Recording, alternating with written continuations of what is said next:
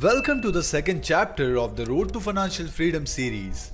After covering the point of how to build a plan for your money and assuming you're taking required actions as asked, I'll have to congratulate you first. Congratulations for taking action and breaking the mediocre mindset. And welcome to the minority mindset. And for the fresh viewers watching this video of our series for the first time, I would request you to watch the previous parts of this series and then watch this one.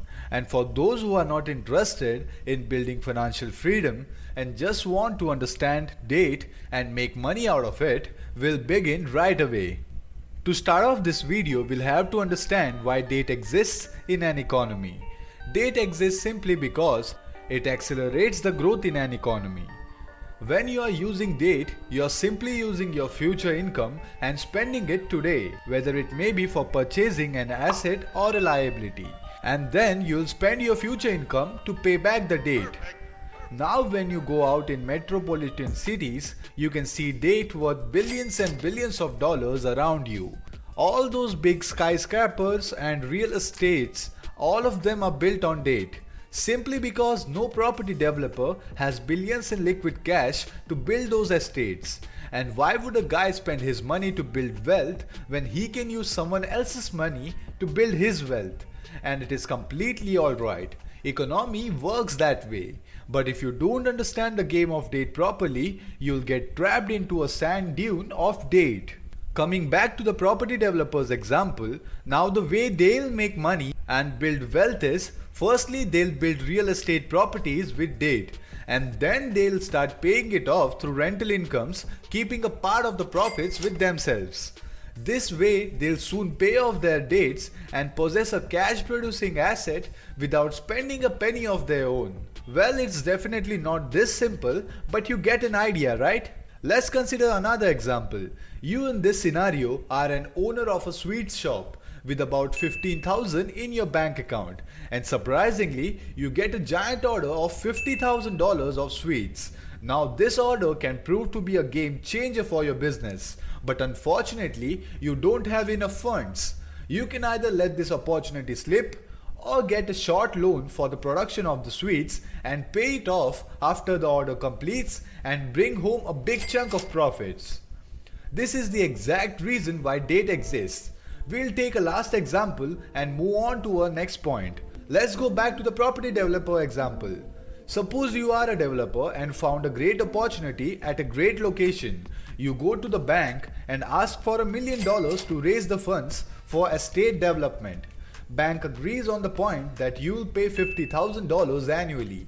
Now here's the game changer. You will receive about $80,000 in rental income annually. Now even after you pay back the $50,000 date annually, you will be left with the whopping profits of $30,000. And eventually you will own your own piece of asset once the date gets paid off. This is how you will build wealth. You can simply understand the concept of date once you understand the difference between good and bad date. A majority of population gets scared when they hear anything like dates and bank loans. And the one-liner reason is because they buy liabilities with their dates. Let me elaborate. A date can be divided into two parts, good dates and bad dates. Come on, stay with me. Good dates can conclude purchases of assets or investments that will bring money to our pockets, and bad dates include purchases of liabilities which will tend to depreciate and take money out of your pockets. For example, buying a brand new car, buying luxuries, spending credit on Gucci wardrobe, etc. Now all you need to do is spend your money and borrow dates for purchasing these good dates, which are assets simply, and avoid credit purchases of any bad dates. The reason I am pressurizing on the need of buying good dates because you don't need to pay back the dates through your pockets, because those good assets tends to hold the potential of paying off their dates on their own through the income they generate while maturing. For example, if you raise funds for raising a rental property, the rental property itself will pay off its dates through the rental income it generates, and it will never cause any trouble to you if you do things correctly. Holding good dates is the ultimate secret of building wealth and getting rich. To conclude, If you want to get wealthy, stay away from bad dates and pay off those bad dates quickly if you have any, and focus on building assets and possessing good dates.